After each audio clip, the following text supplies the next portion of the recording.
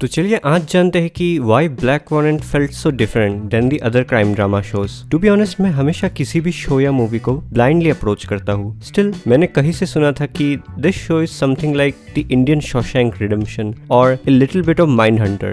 The guy explained me कि little bit of Mindhunter, little bit of this, little bit of this, and explained the character, then the journey, the background of the character.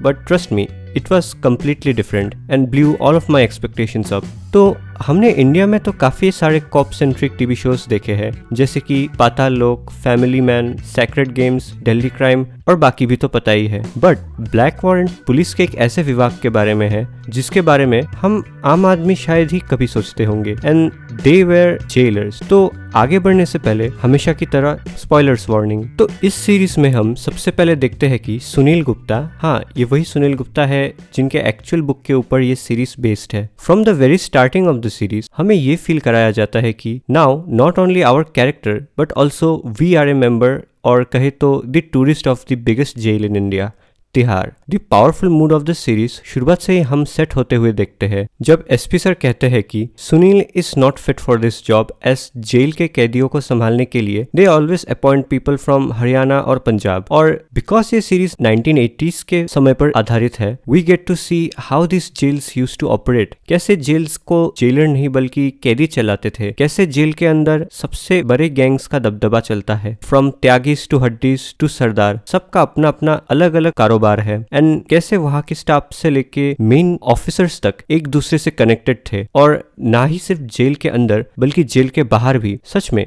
This series shows us very beautifully कि how corruption use to work. And हाँ, मैं मान सकता हूँ कि मे भी कुछ चीजें यहाँ पे राइटर्स ने फिक्शनल ऐड की होंगी, but most of the story is true. Even from the hanging scene of Ranga and Billa, हाँ वो चीजें सच में हुई थी. एंड दैट्स व्हाई ये हम ऑडियंस के अंदर एक लिटरल शॉक बैठा देता है कि how this things happened in real life. And unlike other fictional crime drama shows, इस सीरीज से हम as a viewer completely relate कर पाते हैं. अब चाहे तो वो हमारे मेन कैरेक्टर से रिलेट करना हो या फिर जेल के उन कैदियों के लिए बुरा फील करना हो जो ये तक नहीं जानते कि they are free man. To be honest, I really thought कि जब वो प्रतिभा सेन वाला इंटरव्यू का सीन आया था, शो मेकर्स कुछ ना कुछ करके हमें थोड़ा होने से भी क्रिमिनल साइकोलॉजी के बारे में थोड़ा समझाएंगे, like why a person commits a crime और why they are the way they are. वैसे देखा जाए तो उस इंटरव्यू सीन से तो हमें ज्यादा कुछ समझने को नहीं मिला, बट हम एक और राइटिंग प्रोसेस की मदद से ये समझ सकते हैं. And it was the rule of show not tell. चलिए रंगा और बिल्ला के एग्जाम्पल को लेते हैं. सो देयर वॉज ए गाय जो अपने ब्लैक वारंट के बारे में सुनकर फूट फूट कर रो रहा था, but on the other hand रंगा को ना ही इस बात का कोई अफसोस था और ना ही वो रो रहा था. इससे हमें एक बात तो समझ में आता है, हर एक कैदी सेम तरीके से नहीं सोचता. कोई जिसको अपने गलतियों का एहसास हो गया होता है, बट ठीक उसके opposite there are some completely psychopath जिनको अपने क्राइम का कोई पश्चाताप नहीं होता. अगर आपको क्रिमिनल साइकोलॉजी के बारे में और जानना है तो I will recommend you guys to go and watch the Mindhunter,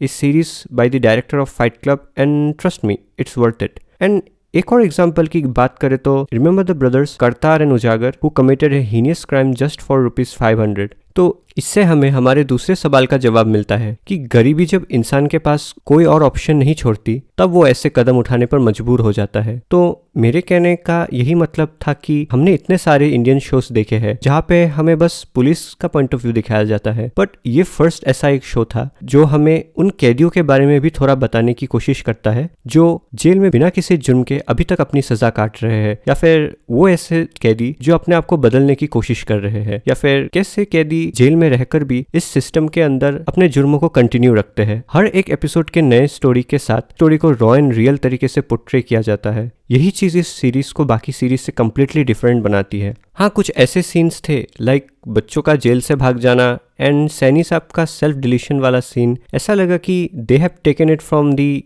Shawshank Redemption. As we know Saini साहब का कैरेक्टर फिक्शनल था, बट यही एक छोटा सा चीज हमारे स्टोरी को और ज्यादा डेप्थ देती है. एंड सैनी साहब का एक मेटामॉर्फिकल वर्ड लाइक अगर एक मोड़ इस जेल के एक हिस्से को इतना सुंदर बना सकती है तो आप तो पुलिस वाले हो. यही वो वर्ड्स थे जो फाउंडेशन बनी सुनील के स्टेप्स के लिए, जो आगे जाके जेल को बेहतर बनाएगी.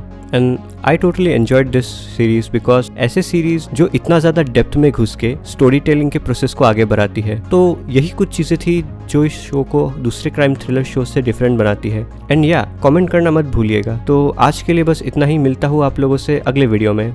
बाय।